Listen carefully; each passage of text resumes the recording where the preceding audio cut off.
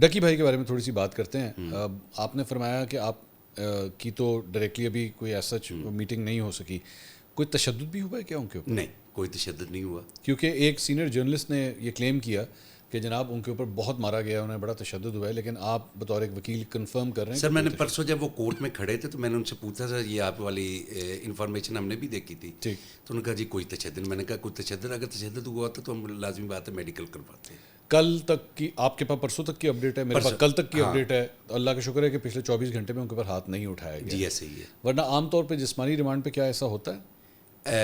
جسمانی ریمانڈ پہ وہ 302 کے یا ڈکیتیوں کے تو ملزم نہیں ہے نا. ہاں وہی میں کہہ رہا ہوں نا, کوئی بھی لا یا کوئی بھی ایجنسی کو اجازت نہیں ہوتی کہ وہ تشدد کریں. ایگزیکٹلی, میں اسی لیے کہہ رہا ہوں کیونکہ سوشل میڈیا کے اوپر طرح طرح کے رنگ بیٹھے ہوئے ہیں. نہیں, بیٹر کہ آپ اس کو کلیئر کریں. ایسی کوئی بات نہیں ہے, نہ ان کے اوپر کوئی تشدد نہیں ہوا. ٹھیک. اچھا دوسری بات یہ کہ یہ میں آپ کو مطلب کہ پرسوں تک بتا رہا ہوں, کل کی آپ کے پاس انفارمیشن ہے. ہاں میرے پاس, کل ان کی مسز بھی گئی تھی, اللہ کرے آج بھی وہ خیر جی ٹھیک ہوں جو ہے نا. ہاں ابھی 23 کو ان کو دوبارہ پیش کرنا ہے ریمانڈ کے لیے. ٹھیک.